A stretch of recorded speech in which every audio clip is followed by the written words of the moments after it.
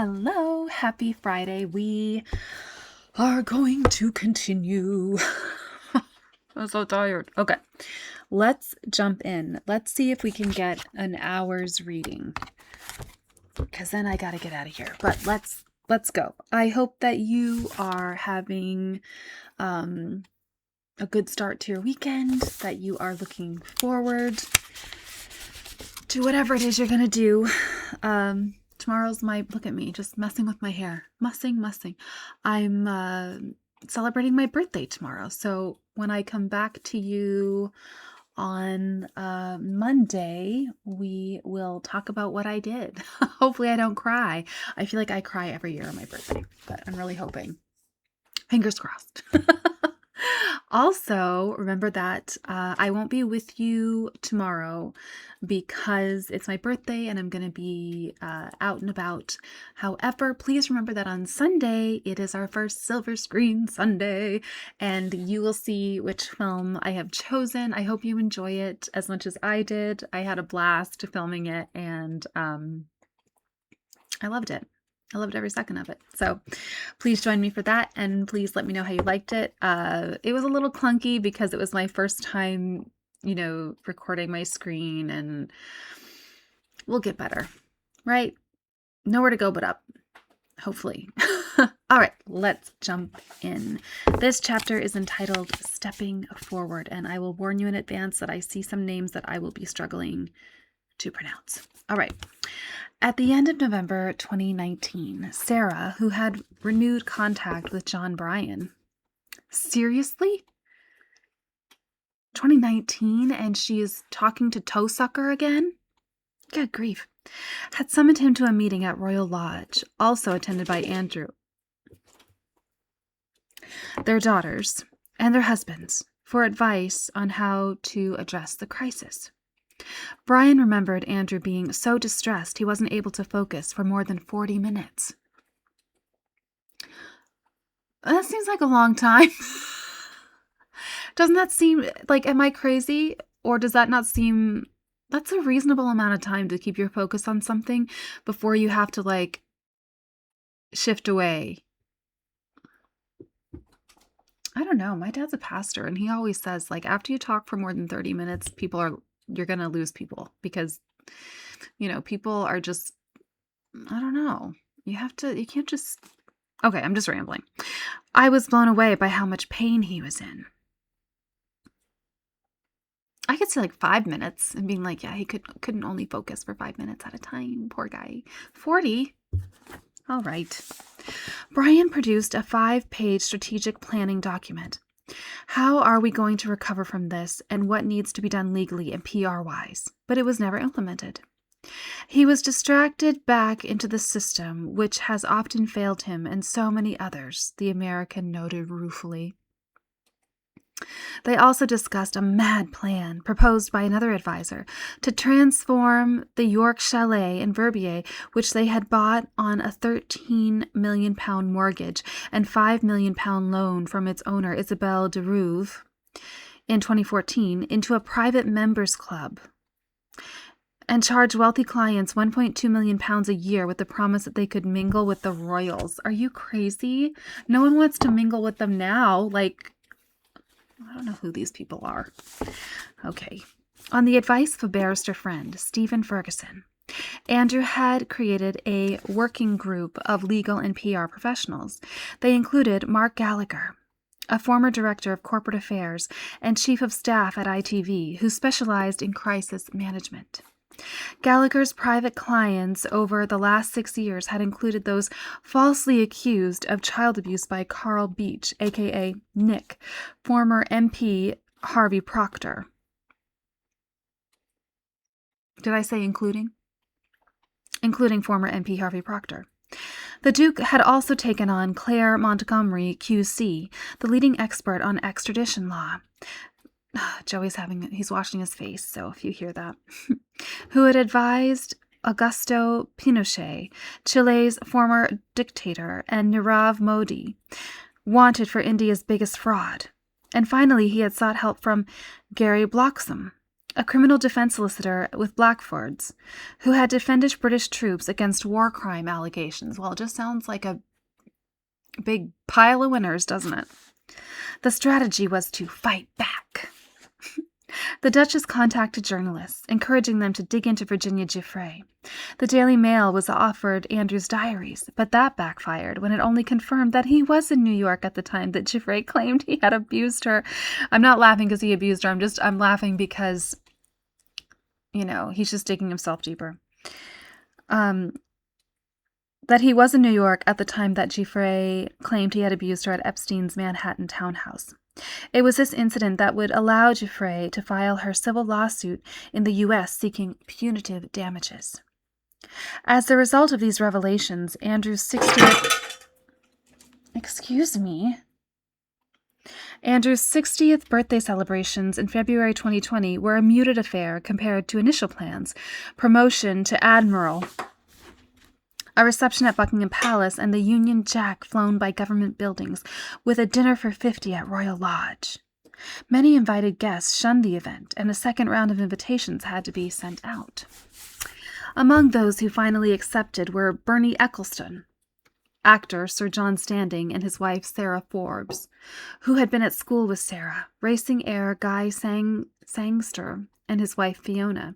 Two key guests reflected the fact that Andrew was now continuing to do business on his own behalf: Liu Xiaoming, China's UK ambassador, and Ada Mahmudova, niece of the First Lady of Azerbaijan. I just don't get it. Good grief. At the beginning of 2020, the Duke had issued a press statement. Of course, I am willing to help any appropriate law enforcement agency with their investigations if required. But Jeffrey Berman, the U.S. attorney who led the investigation in New York into Epstein and his associates, had a different memory. He spent weeks trying to engage with Andrew's lawyers, but the palace proved unhelpful. When he did finally get through to the lawyers, he faced a barrage of questions. What kind of interview will it be? Are there many protections? Is there this? Is there that? And where do you want it to take place? Berman responded, but it only led to further questions. It was an endless email exchange. Oh, just hold on one second. The rabbit's into something he shouldn't be. Sorry. It was an endless email exchange. And it was clear we were getting the runaround. He was not going to sit down for an interview with us, despite assuring the public that he was ready, willing, and able to cooperate. After failing to secure Andrew's voluntary cooperation, Berman set an MLAT, Mutual Legal Assistance Treaty, request through the State Department. Because of our very good relations with the UK and Scotland Yard, we almost always got what we asked when we put in an MLAT request. And I think they got the same from us. But that was not what happened with Prince Andrew. We got absolutely nowhere. Were they protecting him? I assume someone was. Lisa Bloom, representing 5 of Epstein's victims, told Andrew it was time to stop playing games and answer questions. While her mother, Gloria Alfred, a lawyer for 5 more of Epstein's accusers, threatened to subpoena the Duke. She asked, if he has done nothing wrong, then why won't he talk to law enforcement? No response is the same as zero cooperation. This is ridiculous. It's just not acceptable. She organized a school bus to drive past Buckingham Palace carrying the message, if you see this man, please ask him to call the FBI to answer their questions. She implored the Duke that, if you have done nothing wrong, then talk to the FBI. The Queen's lawyers, Harbottle and Lewis, who had previously acted for Andrew, were replaced with Andrew Bretler, a Hollywood attorney who had represented various celebrities accused of sexual misconduct, who now argued that Giuffre had signed away her right to sue others connected to Epstein in a 2009 settlement.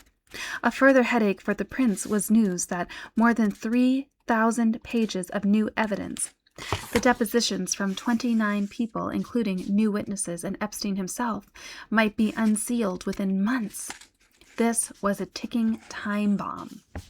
Epstein had paid a former lap dancer to hire girls, often homeless, runaways, or younger sisters of other strippers, to attend his parties, which were always recorded on camera.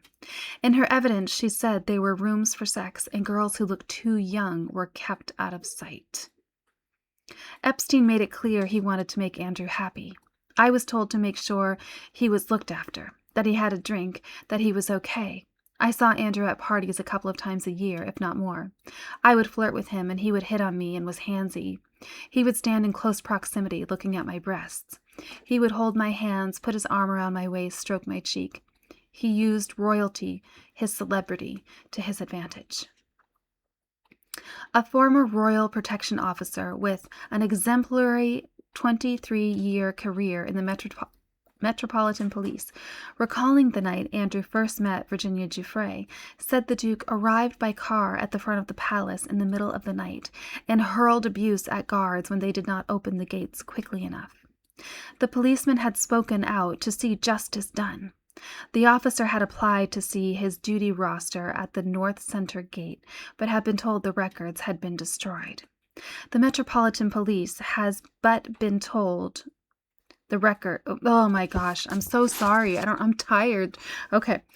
The Metropolitan Police has consistently refused to reveal where the Duke's bodyguards were that day, because the information could put national security at risk. The officer, a member of SO-14, Scotland Yard's elite royalty protection command, in an affidavit, remembered a constant stream of female visitors to the palace, including the model Caprice Bure and Ghislaine Maxwell, who would arrive unannounced. Much of the evidence that would prove or disprove what Virginia Roberts and I are saying is held by the Metropolitan Police in its Human Resources Department and the Royal Protection Department. These include sickness records, duty rosters, annual leave, advanced security checks, palace appointment books, especially for the North Center Gate. There must be so many files. With the police, everything is written down. The police had informed his duty inspector about Andrew's behavior. The policeman, oh my lord. The policeman had informed his duty inspector about Andrew's behavior, but was told not to make a formal complaint. He said these stories about dealings with Prince Andrew go nowhere, so just swallow it. Consequently, I made no complaint, but never forgot about the incident. Guys, I'm so sorry to be so stuttery and stammery today. All right, let's move on to the next chapter. Thank you for your patience. Mounting evidence. Denise George, the Attorney General of the U.S. Virgin Islands, remembered how an employee told me that he saw Prince Andrew on a balcony out at Little St. James groping girls right out in the open. He said he remembered walking up to him and saying, "Good morning, Your Highness." Steve Scully, who maintained the internet and phone signal on Little St. James and said he would repeat his allegation in court under oath, claimed to see Andrew fooling around with a young blonde woman who he identified as Giuffre by the pool. He was grabbing her ass and stuff like that. They were kissing. He was grinding against her and groping her. Oh my God. Jeffrey Epstein's former mentor, Stephen Hoffenberg, who had masterminded a Ponzi scheme with Epstein for which he, but not Epstein, had gone to prison, revealed how Epstein would boast that Andrew was his Super Bowl trophy. It was his strongest bond, even more than Clinton's, and he planned to sell Andrew's secrets to Israel's intelligence agency, Mossad. Andrew had a weakness for the girls and fast life. Epstein provided that fantasy, said Hoffenberg. Andrew would then give intelligence that Epstein would give to Israel. This was happening when I was working with Epstein. Hoffenberg also claimed that Andrew had first met Epstein through Ghislaine Maxwell in 1991, not in 1999, as the Duke claimed. Andrew didn't understand he was being used. He's a royal, so he doesn't look at that. Andrew's story was beginning to fall apart.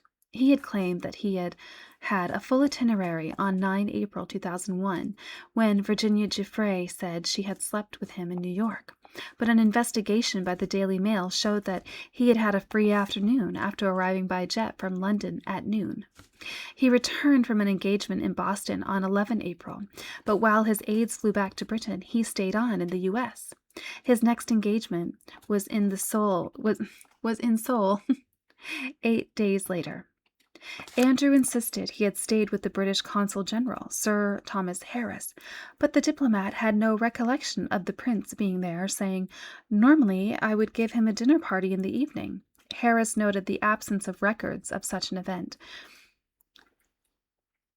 saying, "It makes me suspect he wasn't with me that night." Andrew was now named in a federal lawsuit by Caroline Kaufman, the 17-year-old who claimed to have been raped by Epstein while the Duke was staying in December 2010. It was not looking good. Duchess Ink.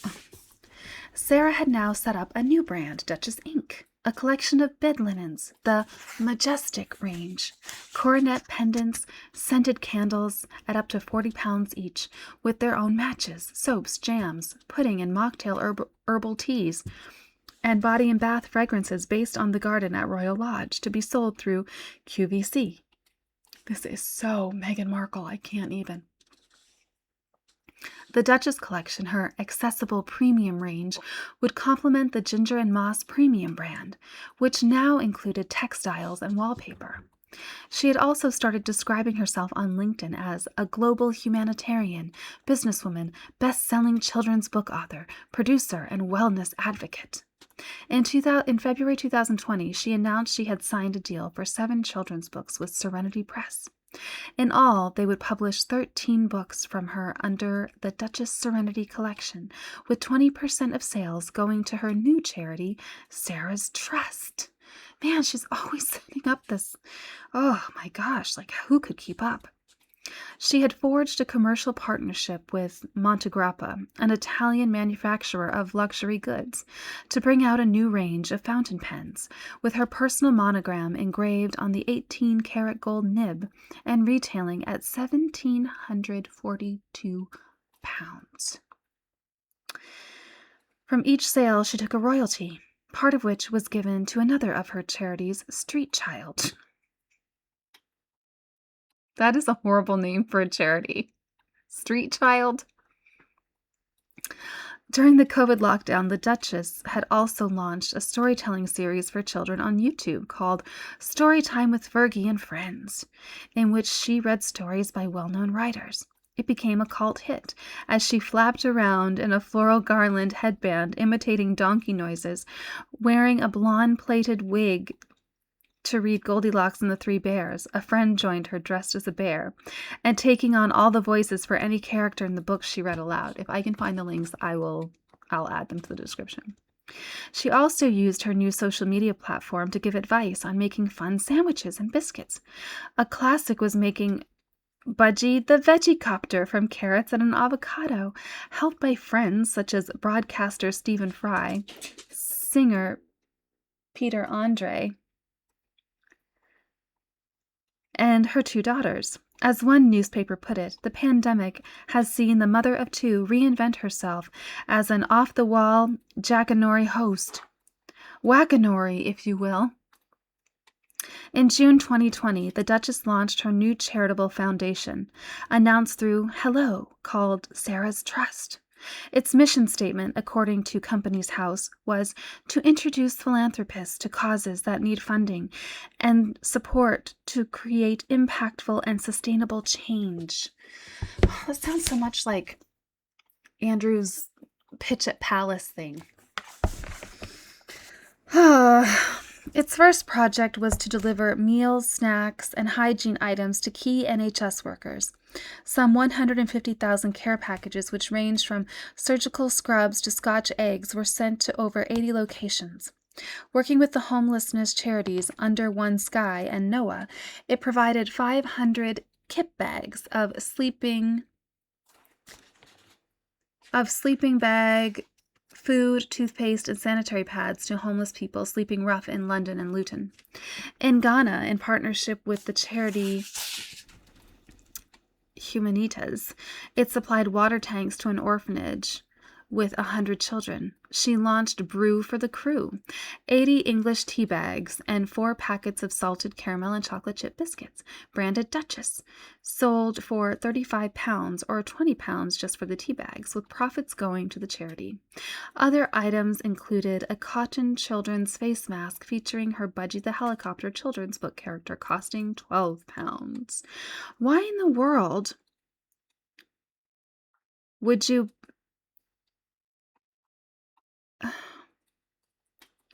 Why would you spend £35 for 80 tea bags when you could probably spend, £15 and get like at least 120? That seems crazy. It was also announced the Duchess would appear as a judge on Dancing with Horses.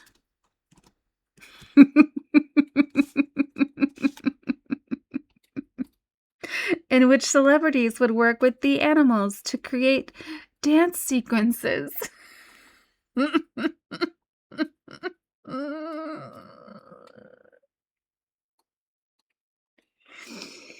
I mean, I'm assuming they would have like a trainer, because I don't know how that, I know horses can be taught how to do little numbers and dances and things like that for sure.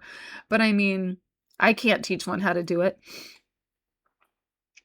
It would just be like flouncing around the horse, like, and it would just be like standing there like, will this woman never cease?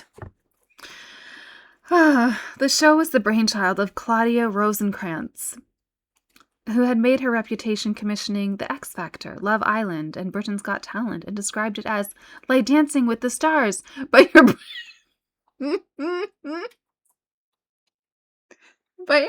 is a horse.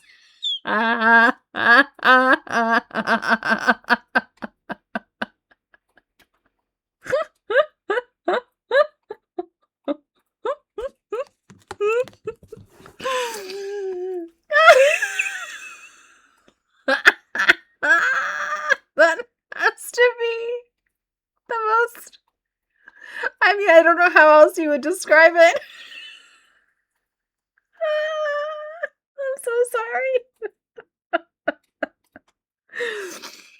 Okay. Like Dancing with the Stars, but your partner is a horse. Wait. I gotta mop my face. I'm crying. Oh my word. They shot a pilot. The Duchess was passionate and professional, according to Rosenkrantz, but coming in the middle of COVID, the series was never made. Okay, I gotta mop my eyes. I have got to see if that pilot is on YouTube, because I am telling you, oh, I'm a mess. That just cracked me up. Okay, give me 1 second. I am actually going to look it up right now. What was it called? Dancing with Horses? Oh my lord. And do you suppose the pilot was ever released? Okay. Dancing with Horses.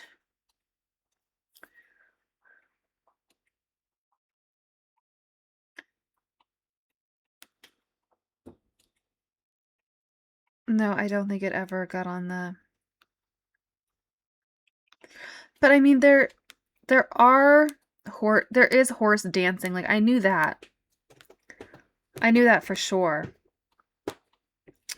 Like there's whole teams that this is what they do, But it just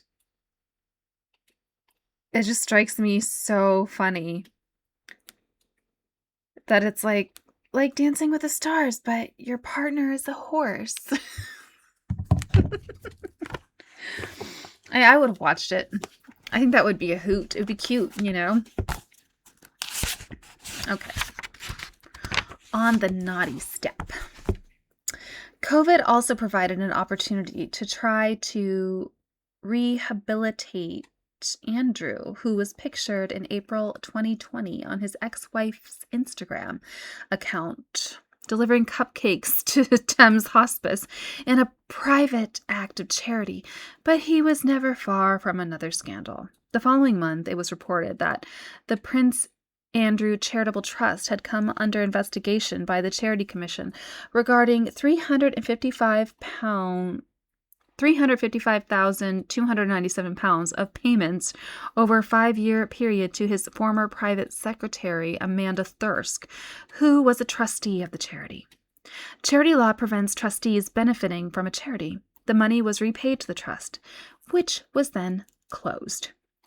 The same month, it came to light that Andrew and his former wife were also being sued by a former close friend, Isabelle de Rouve, for £6.7 million still owed for their ski chalet in Verbier, bought from her in a private sale. The payment had been due by the end of 2019. De Rouve had previously rented out the 7-bedroom chalet with its 6 full-time staff for £22,000 a week, and the Yorks had been regular renters. After the sale, they had divided the property, with Andrew taking the upper floor and attic, and Sarah the lower floor and basement. The Duke and Duchess would subsequently sell the chalet, reputedly for £19 million. De Rouve described dealing with Andrew as a horrible experience. I do not understand how he operates, and I feel very sorry for people who are involved with him in business.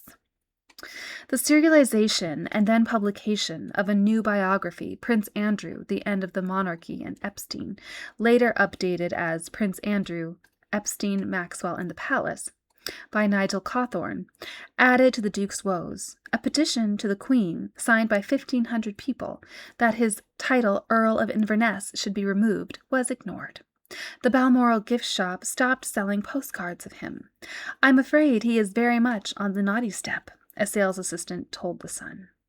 The war of words between Andrew's lawyers and American prosecutors continued throughout the summer of 2020, with Blackford's alleging that the U.S. Department of Justice had rejected 3 offers of help by the prince, and Jeffrey Berman publicly accusing Andrew of trying to falsely portray himself to the public as eager and willing to cooperate, and saying a request to schedule an interview had been repeatedly declined. If Prince Andrew is, in fact, serious about cooperating with the ongoing federal investigation, our doors remain open, and we await word of when we should expect him. In August, an ex-model, Lisa Phillips, told a documentary series, Surviving Jeffrey Epstein, that she had confronted Epstein after a friend, then in her early 20s, had been told to sleep with Andrew. He replied, "It's nice to have things on people." The girl, Sarah, a blonde from Minneapolis, had slept with Andrew about the same time as Giuffre. Epstein later set her up in the art world. The Royal Thames Yacht Club now replaced the Duke as Commodore with the Duchess of Cambridge. Jennifer Arcuri had regularly seen him at the club. He often brought girls there because it was private, she said. It was a side everyone knew, and they rolled their eyes.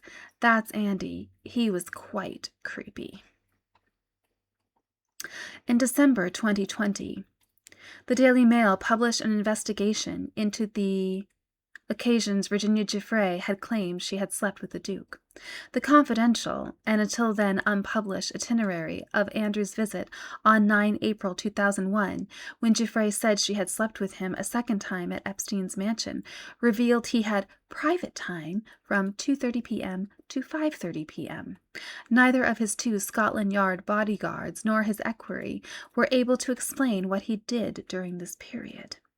The flight logs of Jeffrey Epstein's jet showed that Epstein, Giuffre, a teenage girl called Banu, and a young woman, Joanna Soberg, arrived that day at Teterboro Airport, some 15 miles from Epstein's house. This was the episode during which Soberg, under oath, said she sat on Andrew's knee and he placed his hand on her breast. In spite of Andrew's denial during the Newsnight interview, he in fact did return from Boston to New York on the night of 11 April to stay with Epstein at his gigantic Manhattan townhouse on the Upper East Side, before ostensibly flying on to the Bahamas the next day for a holiday with his ex-wife and daughters. One of the two accompanying PPOs told the Mail that he stayed in the townhouse in his usual guest bedroom on the 4th floor, a revealing comment in itself.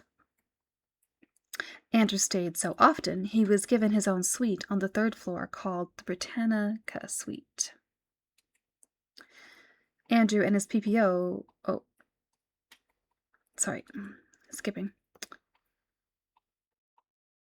Abandoning long-standing official travel arrangements involving Buckingham Palace, the Foreign and Commonwealth Office, and the Metropolitan Police, and accompanied by his protection officer, Andrew delayed his family holiday to follow Epstein to Little St. James for 48 hours, described by one eyewitness as a weekend-long party. Giuffre, Ghislaine Maxwell, and another young female masseuse Andrew had just met in New York had flown ahead of the Duke. Andrew and his PPO finally joined his family 3 days late on Easter Sunday, April 15. Isn't that disgusting? You can, you choose to go and be with... Reputational damage.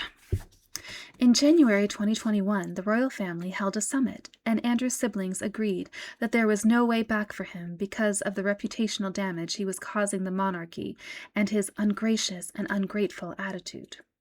After Meghan Markle was accused of bullying staff, Buckingham Palace braced itself for historic complaints about the Duke's bullying, profanities, and impossible demands. A former aide had been reduced to tears after being bawled at in a phone call before dawn because Andrew was unhappy with a story in the Sun newspaper. One member of staff was moved to other duties because Andrew disliked a mole on the man's face. Another because the man was wearing a nylon tie. The report on Markle has never been released. Some say because it would also raise questions about the behavior of the Queen's second son. Andrew's relationship with Charles' two sons was also a problem. At a family gathering in the autumn of 2013, Harry and Andrew had got into a heated argument, and punches were thrown over something Andrew said behind Harry's back. According to a source close to both men, Harry told him he was a coward not to say it to his face. They wanted to kill each other. Harry got the better of Andrew by all accounts, leaving him with a bloody nose before the fight was broken up. Andrew later told Harry that he did not believe his marriage would last more than a month. According to the same source, the Duke accused his nephew of going bonkers and not doing any due diligence into her past. He openly accused Meghan of being an opportunist and thought she was too old for Harry and that his nephew was making the biggest mistake ever. I mean, he's probably not wrong, because I heard that there were rumors that Andrew knew Meghan because she had partied on a yacht with him like a decade earlier. Maybe even more, when she was trying to make it big. And so he was like, there's rumors that allegedly he even slept with her, possibly. So he knew what she was. And, he may like that on the side, but he doesn't want it for his nephew, Harry later told William he was planning to kill his Uncle Andrew. He hated him that much. According to the same source, the relationship with William is not much better. There have been tensions between the two men for years, partly occasioned by Andrew being rude about Kate. And William has long worked behind the scenes to evict his uncle from Royal Lodge. He thinks Andy is abusing the property and his privilege there. He also loathes Sarah Ferguson. He can't wait for the day when Charles throws them both out. If Charles doesn't, I guarantee you the first thing William does when he eventually becomes king is to get them evicted. William refers to Andy as a tosser, perhaps not as bad as the vile names his brother Harry uses. Harry has referred to Andy as a poofda, an arsehole, and a twit. Her heart for a compass. In July, Sarah finally published her first novel, Her Heart for a Compass, inspired by the life of her red-headed great-great-aunt, Lady Margaret Montague Douglas Scott. In January 2005, it had been reported that rights had been sold in the novel, then called Heart More, for $1.9 million, and that it was going to be turned into a major Hollywood film, though at that point she had not written a word. It was said her assistant, Johnny O'Sullivan, was touting a script of her life to directors, such as Gurinder Chadha, with Julianne Moore mooted to play her.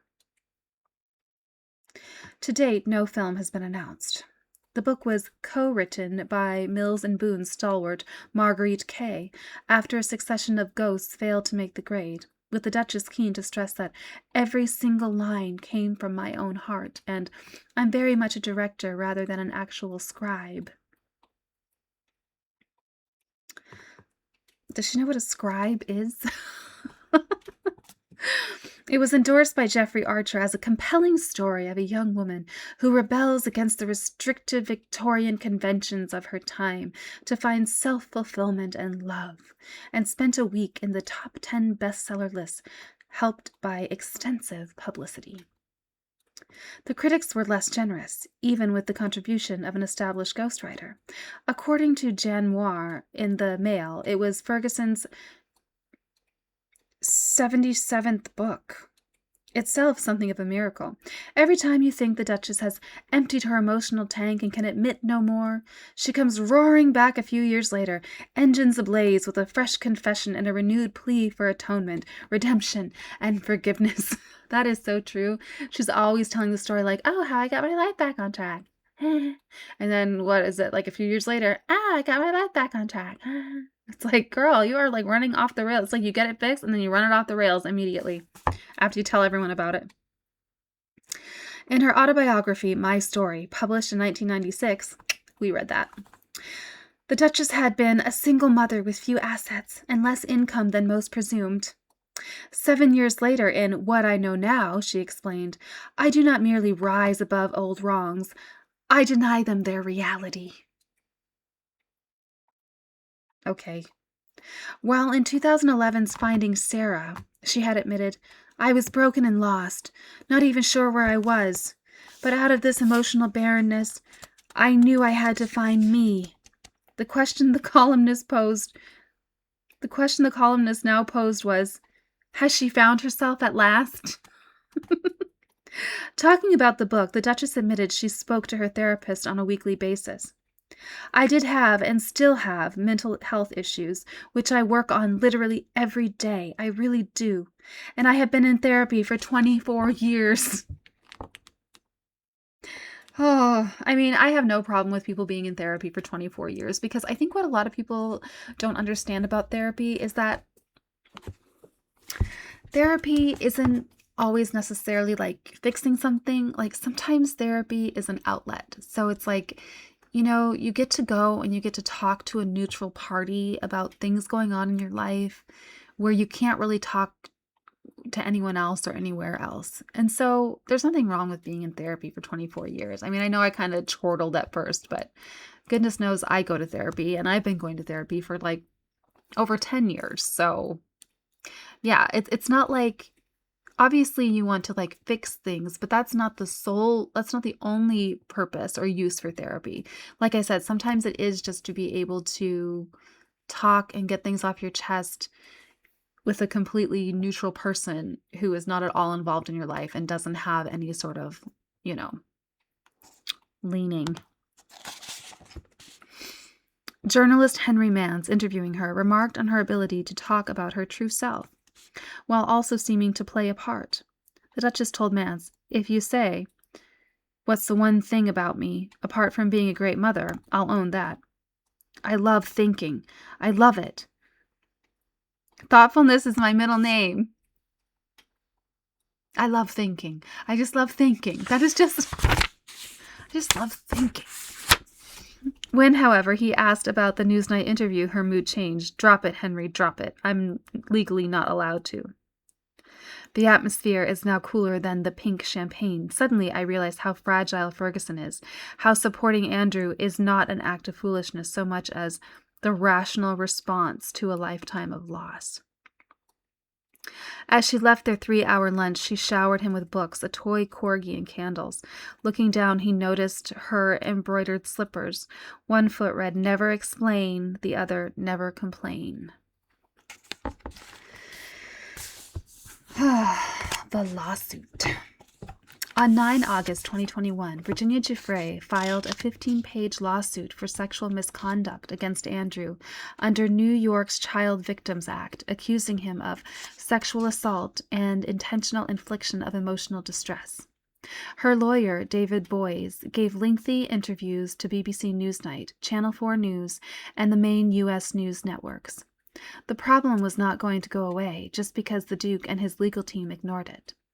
The next day, Andrew and his ex-wife made the 500-mile trip to Balmoral in 3 SUV vehicles: a new petrol Land Rover Defender costing £53,000, a Land Rover Discovery priced £51,185, and Range Rover petrol electric hybrid £115,000 for a 10-day stay that became 3 weeks, continuing after Beatrice, who had married in a low-key ceremony the previous July, gave birth to her first child, Sienna. The marriage had originally been planned for the Chapel Royal with a reception at Buckingham Palace, but, because of the scandal surrounding her father, instead took place at the Royal Chapel of All Saints in the grounds of Royal Lodge, with only 20 guests and Andrew absent from any of the released wedding photos. Legal papers were served at Royal Lodge by Cesar Augusto Sepulveda, a partner in a London-based intelligence company, but the security staff refused to accept them. Papers were also posted and sent to the Duke's lawyers, who continued to argue that they had not been properly served. Instead, his lawyers initiated a motion for dismissal that Giuffre's lawsuit was baseless, that she had already settled her sex trafficking and sexual abuse claims against Epstein in 2009, and that in exchange for $500,000, Giuffre had indemnified any and all persons who Giuffre identified as potential targets of future lawsuits, regardless of the merit or lack thereof. Boies accused the Duke's legal team of stonewalling and said Andrew was not and could not have been a party to that agreement, the existence of which he had only just learned. Lisa Bloom, by now representing 8 of Epstein's victims, agreed. "I think Prince Andrew is trying to dodge and hide and duck service, which is not a good look for him." Various reputation management experts offered advice. Alison Stewart Allen thought he should apologize, go into psychotherapy to overcome the trauma caused by his association with Epstein, and devote himself to charity work in Africa. The lawyer, Mark Stevens, felt he was caught between a rock and a hard place. If he gives an interview, like he did with Emily Maitlis, he is condemned out of his own mouth. If he stays silent, he's damned by his own silence. So neither is a good option. Stevens believed that talking about his private life might be even more damaging than this kind of Neverland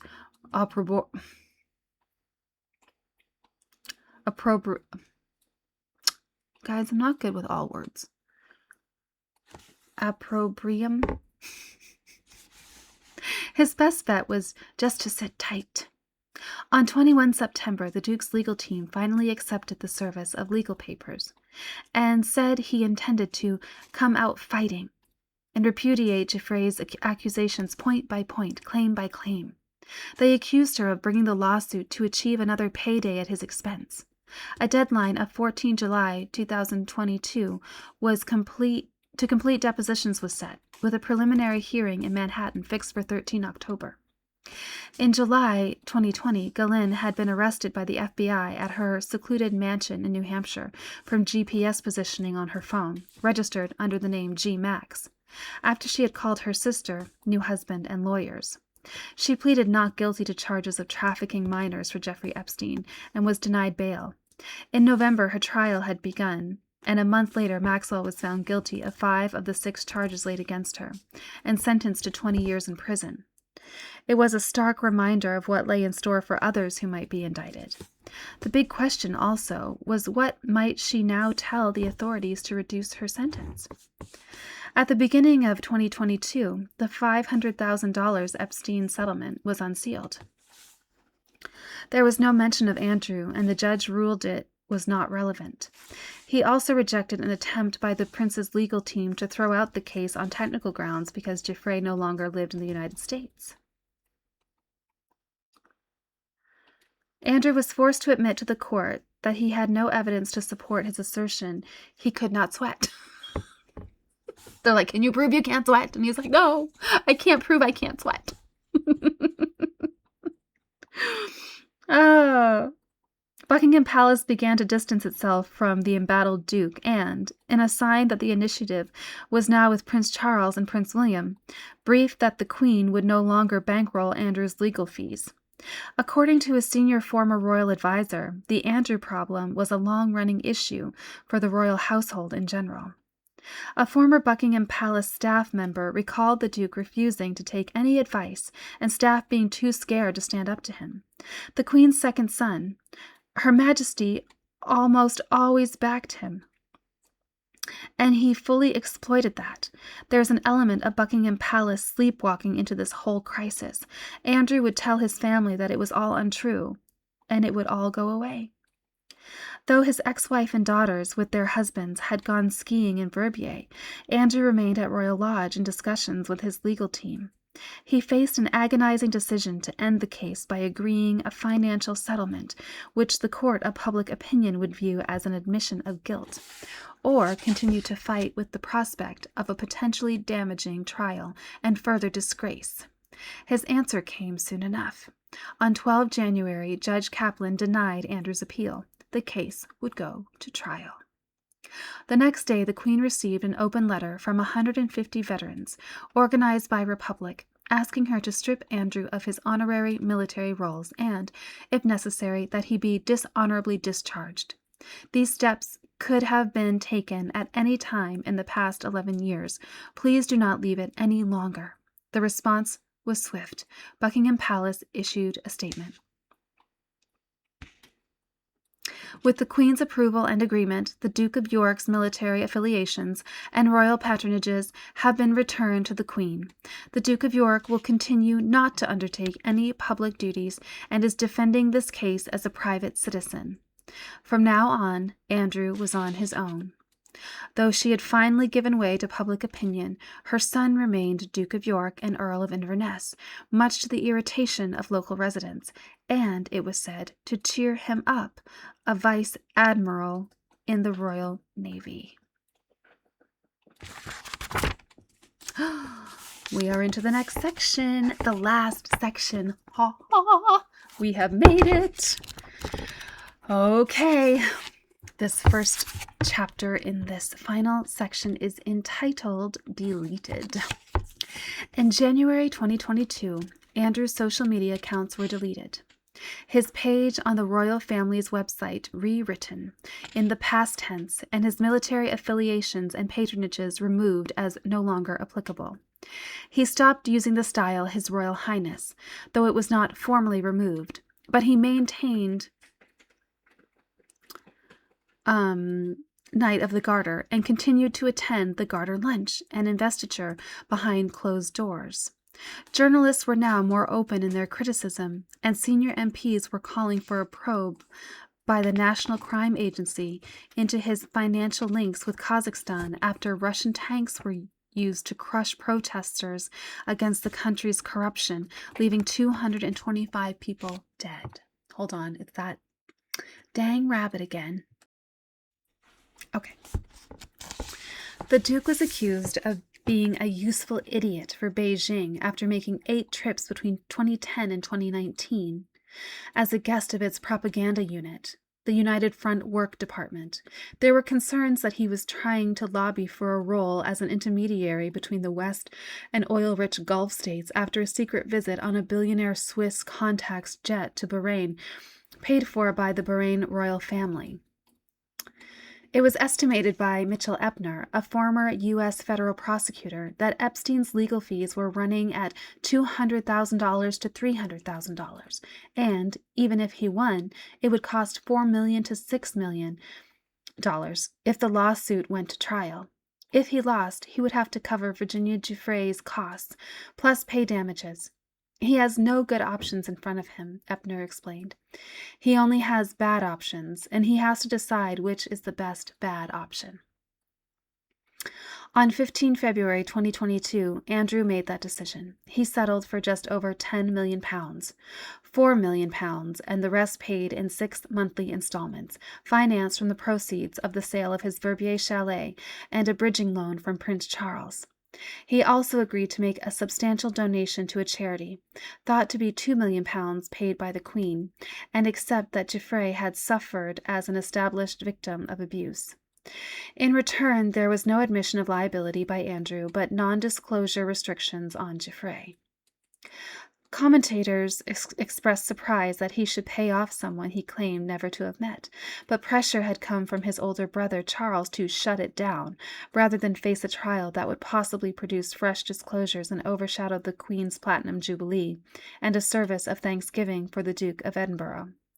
The amount of the settlement and the charitable donation tells me there was significant evidence and leverage over the prince, says Krista Ramey, a lawyer not involved with the case.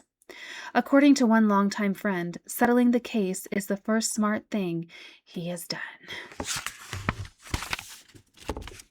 Finances. The Giuffre settlement focused interest on Andrew's finances. Had he borrowed or been gifted the money, or was he actually wealthier than realized? Had he benefited from family inheritances, or managed to make money as suspected from the contacts he had made as special representative? In April 2022, a high court case shed unexpected light on Andrew's finances. It was that of a 77-year-old Turkish millionairess, Nebahat Izbalin, wife of a Turkish MP jailed in their homeland on politically motivated charges, who was suing a former Goldman Sachs banker called Selman Turk for £40 million of funds, which she claimed she had entrusted to him to move out of Turkey, fearful that her assets might be frozen by the Turkish authorities, and which he had misused. Mrs. Izbalin alleged that funds had been used by Mr. Turk for things unconnected with her, including £750,000, which had been paid into Andrew's personal bank account at Coutts. Joey, I hope you're being nice to Timmy.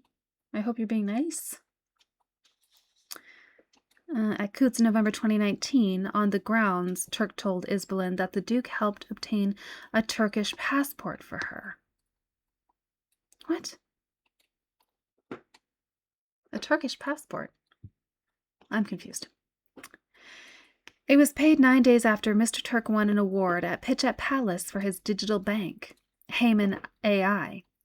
According to a senior Pitchet Palace source, Turk did an appalling pitch, and I just remember thinking, how did he get through? It was just nuts. Other competitors were so surprised by the win, which garnered around 10,000 votes, while the other entrants received only hundreds, that concerns were immediately lodged with Amanda Thirsk amid suspicions that bots had been used. Mr. Turk disputed the allegations and disagreed with Mrs. Izbalin's understanding of how her assets have been handled.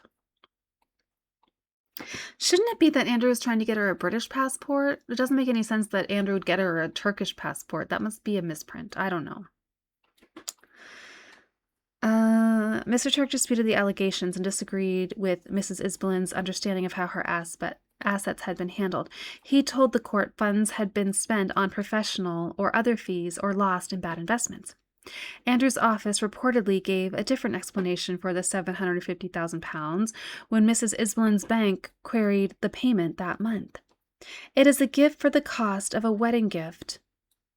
Of the wedding, or a gift to Princess Beatrice. I mean, I'm not sure it makes much difference, does it? I think it's a gift for the wedding. What she and her family decide to do with it is really up to them, isn't it? Beatrice's low-key wedding with 20 guests took place some 7 months later. A series of payments to the Yorks were made from a company named Alphabet Capital, which for a long time was listed in Companies House filings as a dormant company without any staff. All these shell companies. Its registered office was at the Swan Buildings complex in Manchester, though there was no evidence that it ever existed there. Mrs. Isbolin's solicitor, Jonathan Tickner, told the High Court in his affidavit that there was strong evidence the firm was a front used by Mr. Turk to make payments to persons associated with him. Those persons include HRH, Prince Andrew, and Sarah, Duchess of York. Apart from the £750,000, which the Duke repaid, a further £350,000 was reportedly paid to Andrew under the reference TK Wedding.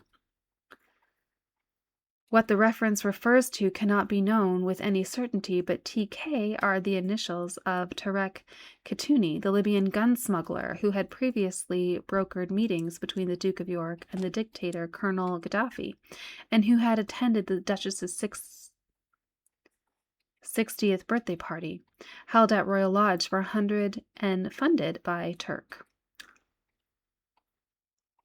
This is all craziness.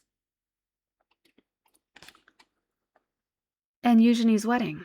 Turk and Khatuni had held meetings with Andrew at least twice, including a dinner for the Duke with potential investors at Mr. Turk's apartment in South Kensington and at St. James's Palace.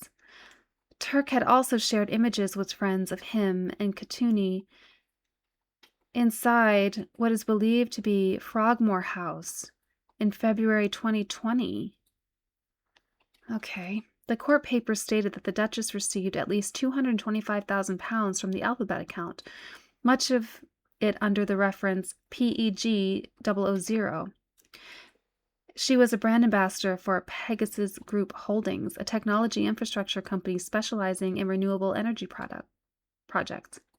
A further £20,000 to the Duchess's company, Planet Partner Productions, which is not subject to audited accounts, came from Alphabet Capital Limited. Reports of the case said that the £225,000 was to cover the Duchess's work as a brand ambassador for a U.S. solar energy company, and that £20,000 was for her advisory role with Alphabet Capital. This is all bananas, right? A payment of £10,000 made by Alphabet Capital Limited to Eugenie of York was under the payment reference TK008. She claimed not to know Mr. Turk or Mrs. Isbolin, and the money was from a long-standing family friend to assist with the cost of a surprise party for my mother. Oh, she's all involved too. The next day, a further payment of £15,066.05 was made to Eugenie York under the payment reference birthday gift some 5 months before her March birthday. As the case continued through various manifestations in the courts, it was revealed that Turk was living in a multi-million-pound flat in Mayfair owned by the Crown Estate, and that Andrew had received half of a £100,000 payment that Turk claimed was a payment to businessman Adrian Gleave to fund a search for finding yogurt production facilities in America. Okay. When Mrs. Isbolin's lawyer, Jonathan Tickner, wrote to the Duke, he declined to respond to questions or give any account of his relationship with Mr. Turk. The Daily Mail posed various questions to the Duke of York, such as how he knew Turk, how long he had known him, what the payments were for, why the £750,000 was paid back but nothing else, whether there was any connection between winning at Pitch at Palace and the payments. The questions went unanswered. Someone for the Duchess said she was completely unaware of the allegations that have since emerged in the court case against Mr. Turk, and was concerned. Further evidence of the couple's wealth came in August 2022 when the Duchess bought a pair of flats in a mews house in Belgravia for £4.25 million, as a rental investment for her daughters, much to the irritation of Isabelle de Rouve, who earlier had settled for $3.4 million rather than the $6.7 million due to her, as she believed the couple didn't have a penny. It is a dirty story as far as I am concerned. It remains a mystery how Andrew was able to enjoy such an extravagant lifestyle without any obvious sources of income beyond his naval pension, family money he may have inherited in handouts first from Queen Elizabeth and now King Charles. He travels by private jet, has a collection of watches and expensive cars, including a 150,000-pound Patek Philippe watch, a 220,000-pound Bentley, and a brand new 80,000-pound Range Rover, and lives in Royal Lodge, which he spent £7.5 million refurbishing, and which has annual running costs of £250,000. An acquaintance told one paper, "I would compare Andrew to a hot air balloon. He seems to float serenely in a very rarefied circle, without any visible means of support."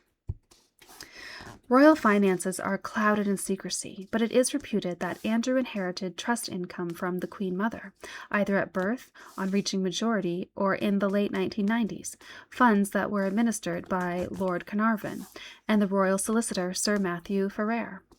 It is also thought Queen Elizabeth II left him money, worried about how he might sustain his extravagant lifestyle under a new reign.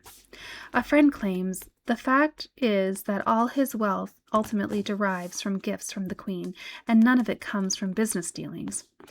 He has never earned or expected any introduction fees or commissions for arranging or fixing business deals, either while acting as a UK trade envoy or at any other point in his life." That is debatable. Yeah, I'd say so. I'd say the proof is in the pudding. One source of income was Pitch at Palace Global, which employed 15 people and had grown its profits to £1.2 million in the 12 months to March 2020, an increase of £260,000 over the previous year. It had moved out of Buckingham Palace to a new address in High Holborn. A spokesman explained, "The Duke will remain as the founder of the business, but the company is taking this time to conduct a review of its structure and governance, including to what extent, if any, he continues his involvement in its day-to-day running." Pitch at Palace gave Andrew the opportunity to network with useful business contacts. Thanks to the organization, he had made at least 30 foreign trips, many to countries with questionable records of corruption and human rights, such as Bahrain, China, Qatar, and communist Vietnam. A Sunday Telegraph investigation revealed the security costs for these trips had come to £250,000. Many of the trips were piggybacked on official work for the government, and therefore paid for by the taxpayer. Royal accounts show that £139,396 was spent on 5 official trips between 2014 and 2019 to Budapest, Bahrain, Saudi Arabia, Singapore, and Kuala Lumpur, with a further £15,119 to Aberdeen and Edinburgh. In June 2016, taxpayers paid almost £22,000 for a trip to Malaysia on FCO business, where he stayed on for a further 2 days for lunches with business leaders. A trip to Singapore in June 2017 to attend the Commonwealth Science Conference for the FCDO, costing £35,000, was combined with a lunch for entrepreneurs. Andrew's aides briefed that he had helped 1,042 entrepreneurs from 64 countries, created 6,323 jobs, and generated more than £1.3 billion in economic activity. The reality was slightly different. The figures quoted were calculated by combining the entire turnover and workforce of every firm to have ever taken part at any Pitch at Palace event, many of which would have succeeded without its help. The insurance giant Aon, described as a partner, had never been involved with Pitch. Another sponsor, the Chinese company iFlyTech, whose chairman Liu Qingfeng was on Pitch's China committee, made voice recognition equipment said to have been used to persecute China's minority Muslim community, and had been barred from buying U.S.-made technology products. Questions were repeatedly asked whether a member of the royal family should be doing such business. Now. I'll answer no. Though ostensibly no longer a director of Pitch at Palace Global, according to Companies House, Andrew remained the person with significant control. Its unaudited accounts at the end of 2023 showed that it retained an office in Pall Mall and had nearly £500,000 in shareholder funds. There was also good news for another company in which the Duke had significant control. Euromore Limited, set up in 2013 to manage his private investments. At the end of 2022, it had been £208,000 in the red, but accounts at the end of 2023 showed that it had received £210,402 from an anonymous donor, bringing it back into the black for the first time in the 9 sets of accounts it had filed since its creation. In January 2025, the account was closed. In 2020, with his former private banker, Harry Coe, Andrew had set up another company, Lincels, after an 18th century battle against the French when the British were commanded by the Duke of York, in which Andrew had a 75% controlling interest through his Euromore Trust. Coe, who had been a guest at Eugenie's wedding, had resigned from Coutts in March 2018 after allegations from numerous female colleagues that he had made unwanted physical approaches and they refused to work with him. Lincels had been set up as an unlimited company, allowing it not to file accounts or disclose profits or income, as a trust fund for Andrew's 2 daughters, but he was forced to abandon it as not appropriate for members of the royal family. The other account publicly associated with the Duke is Naples Gold Limited, which was set up in November 2002 by RM Registrars Limited. From January 2003, the directors were Andrew Inverness, described as consultant, giving his address as 71 South Audley Street, and Johan Eliask, who resigned in July 2016 but was reappointed the following December. It appears that it was a shelf company, according to a statement by a spokesman for Naples Gold, to facilitate a charitable initiative to conserve rainforest, which was later scrapped as conflicting with the work of Prince Charles and should have been dissolved in 2005 as it no longer served a purpose. The Daily Mail expressed surprise that a senior member of the royal family should have chosen to remain as a director throughout that period, occasionally signing off those annual accounts, and why a conservation initiative should be called Naples Gold. The company was voluntarily struck off in March 2021, 15 months after the newspaper drew attention to its activities. This is crazy town. But we're almost done. We just have this. Okay, that's Sunday or Monday. It's not Sunday's problem because Sunday is silver screen Sunday. So that's Monday's problem. Okay.